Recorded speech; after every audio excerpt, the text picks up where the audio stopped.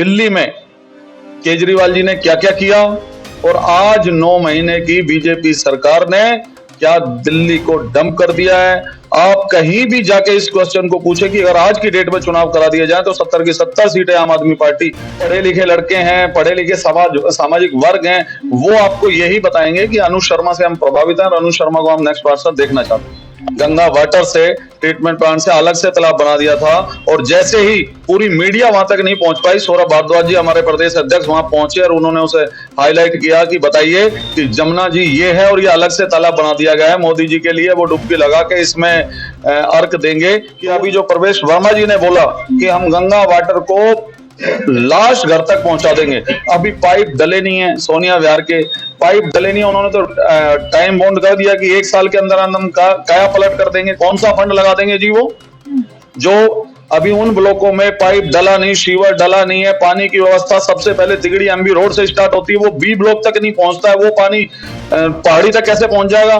9 महीने से इतनी जर्जर हालत है उस वार्ड की, कूड़ा उठ नहीं रहा है, किसी को मच्छर की दवाइयां नहीं छिड़की जा रही है, मलेरिया की दवाइयों के नहीं है, धुआं नहीं हो रहा है, कोई भी काम जो पार्षद का होता है उस कार्य में उस पूरे वार्ड में ठप पड़ा हुआ है।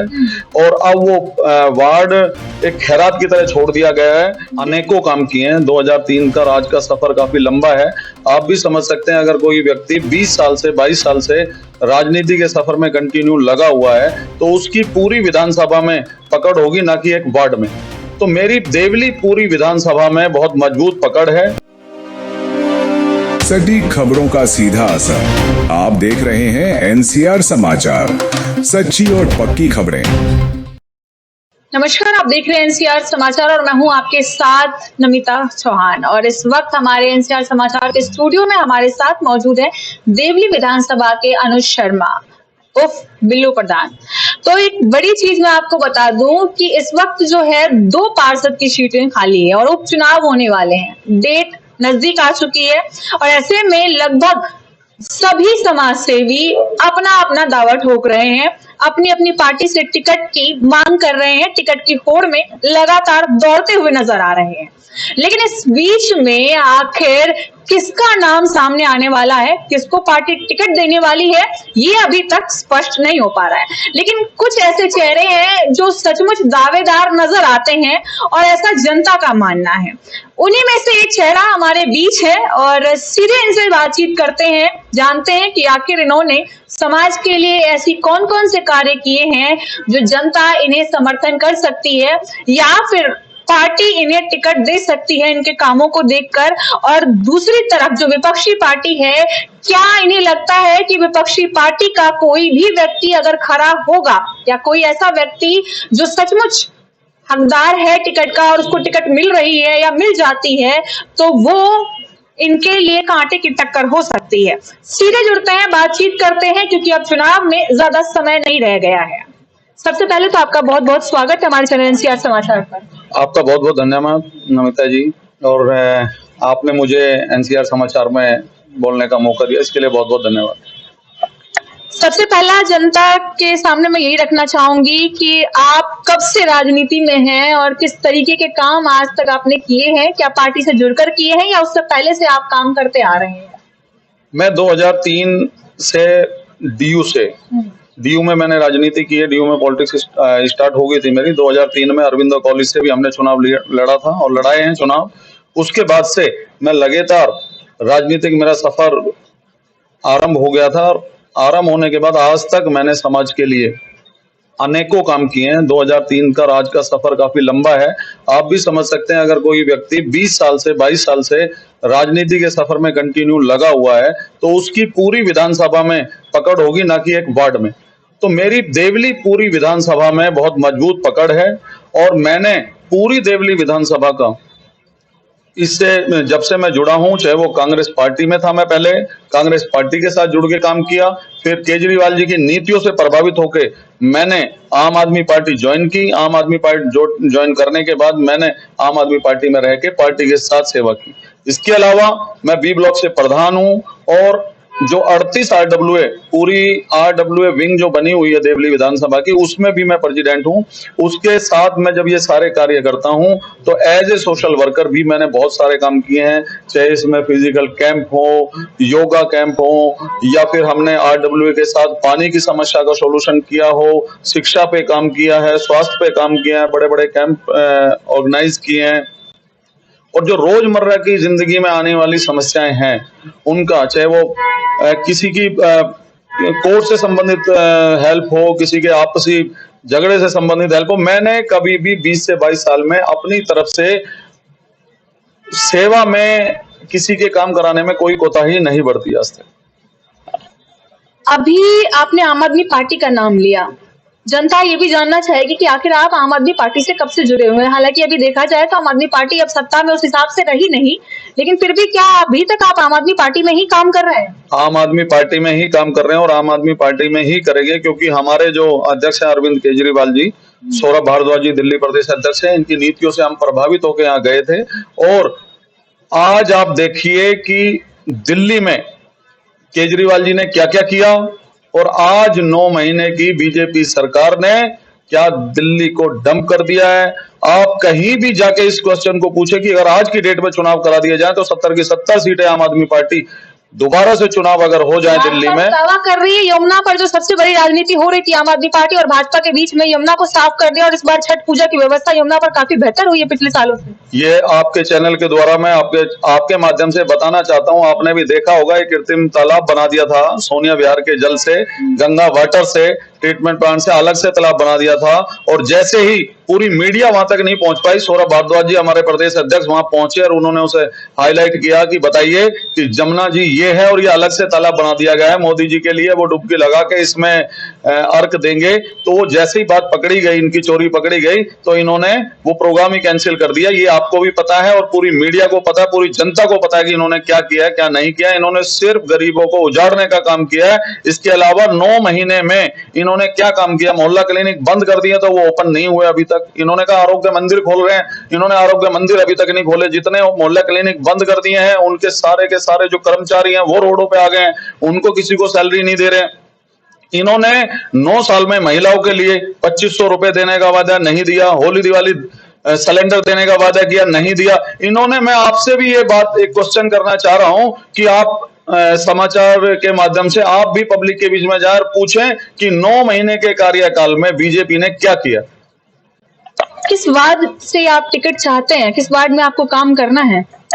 मैं 163A संगम विहार वार्ड से टिकट चाहता हूं। मैंने आपको बताया जैसा कि मैंने पूरी विधानसभा में काम किया है, पूरी विधानसभा में रहते हुए तो मैंने किसी का भी काम ऐसा नहीं है कि मैंने किसी के काम को आज तक मना किया। जो मेरे पास आ गया और जो मेरे इसमें था, मैं प्रधान होने के नाते या समाज सेवी होने के नाते जो मेरे पास आया मैं उनकी शिकायतों लेके ऊपर तक गया, पानी की सुविधाएं कराई। अभी भी पानी का जब बहुत ज्यादा एनजीटी ने ऑर्डर कर दिया, सारे प्राइवेट टैंकर बंद हो गए, पानी की व्यवस्था खराब हो गई, तो मैं आपके चैनल के माध्यम से ही अभी 1-2 दिन में सारे डॉक्यूमेंट्स रखूंगा कि मैं एनजीटी के ऑर्डर के खिलाफ हाई कोर्ट में पिटीशन डाली है और उसमें वो मेरे को अभी जैसे ही वहां पे एक्सेप्ट होगी मैं आपको वो भी दिखाऊंगा कि मैं वो भी पानी की लड़ाई भी लड़ रहा हूं और मेरी सारी RWA मेरे साथ मिलकर पानी की लड़ाई लड़ रही हैं।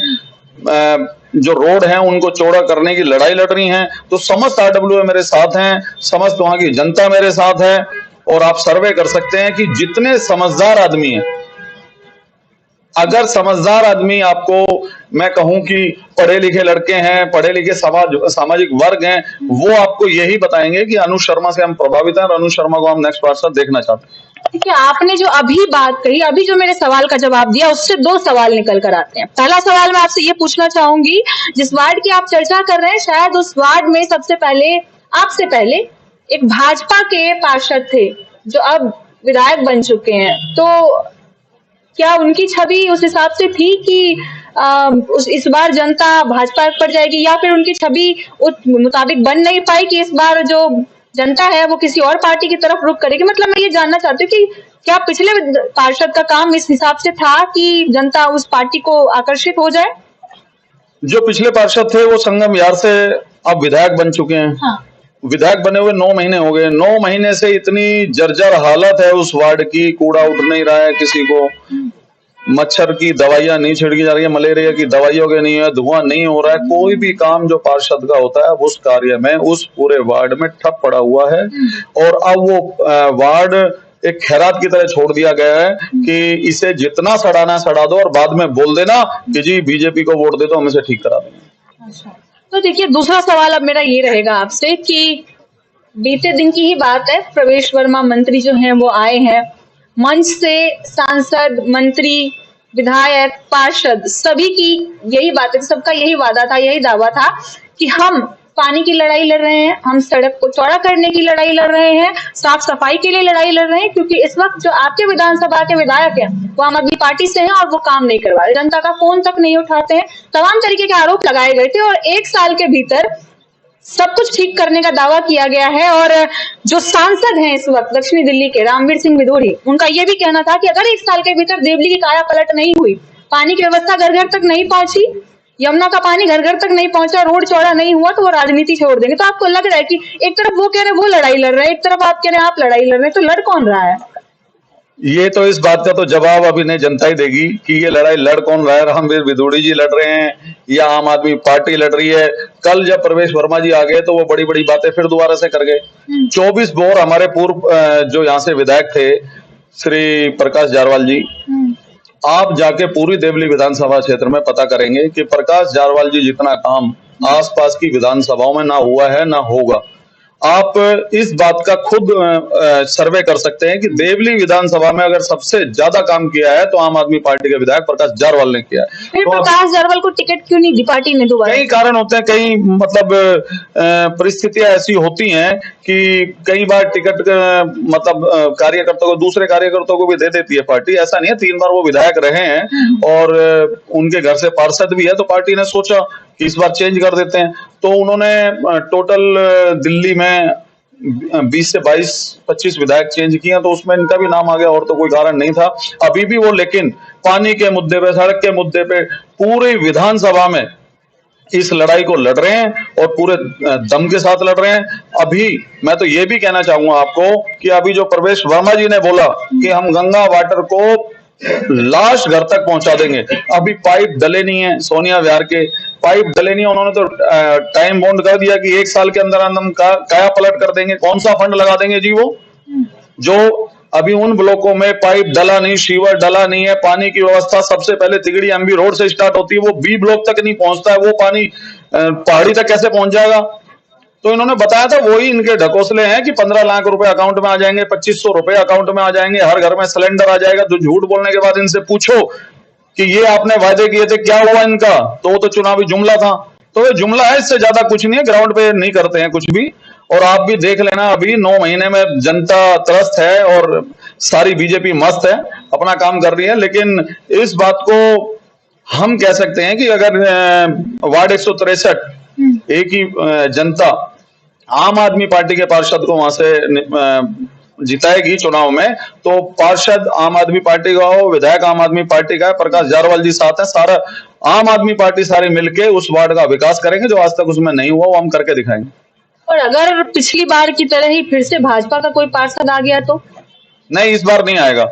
आप खुद रिपोर्ट लेंगे, जनता इतनी परेशान है। मैंने कल 3 मीटिंगें करी, उन 3 मीटिंगों में रिव्यू निकल के आया कि हम किसी भी कीमत पे भाजपा को वोट नहीं देना चाहते।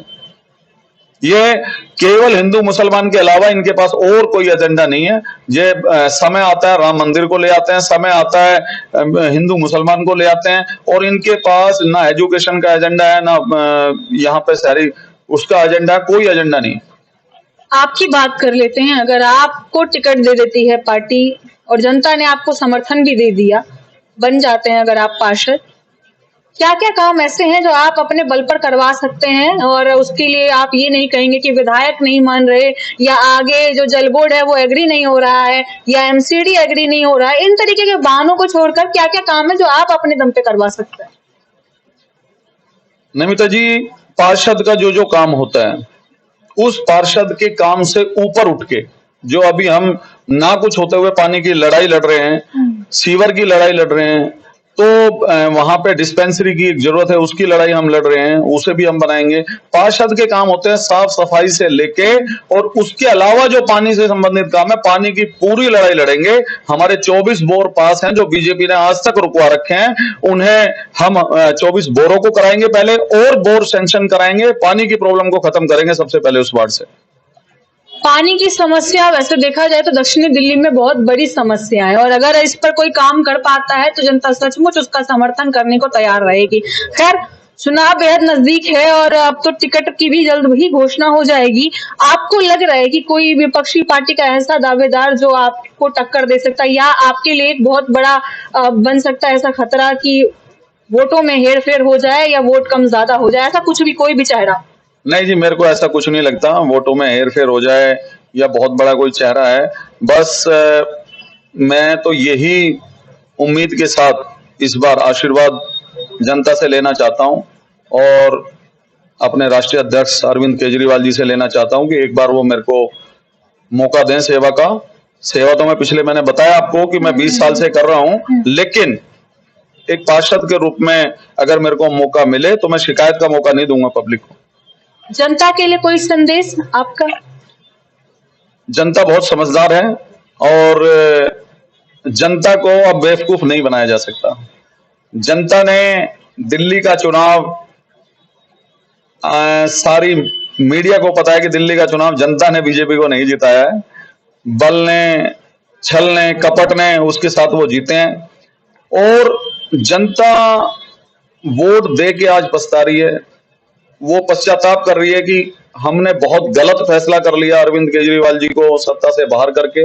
आप नमिता जी, आप बताइए, एमसीडी में इनकी सरकार, दिल्ली में इनकी सरकार, सेंटर में इनकी सरकार, और जो एलजी साहब जो मिनट मिनट में फाइल टेबल से हिलाते नहीं थे, अरविंद केजरीवाल जी जहां उद्घाटन करने जा रहे हैं उससे पहले उद्घाटन करने जाते थे।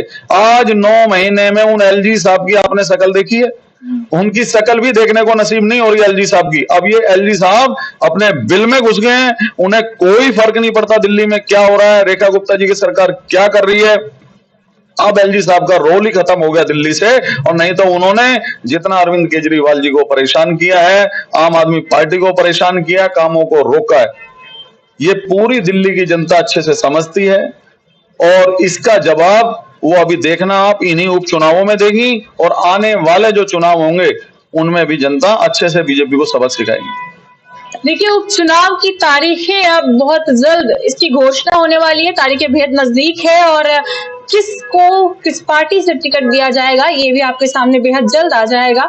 उसके बाद देखते हैं कि आखिर कौन सा पार्षद किस क्षेत्र के लिए कितना काम कर देता है। फिलहाल मैं आपको बता दूं कि वार्ड 163 संगम विहार जो है वो इस वक्त खाली चल रहा है, क्योंकि वहां के जो पार्षद हैं वो विधायक बन चुके हैं। इसके अलावा जो प्रेम चौहान विधायक है आम आदमी पार्टी से इस वक्त देवली विधानसभा के, उनकी जो पार्षद की सीट थी वो भी इस वक्त खाली चल रही है। तो 2 सीटें हैं जिस पर उपचुनाव होने जा रहा है फिलहाल इस क्षेत्र में।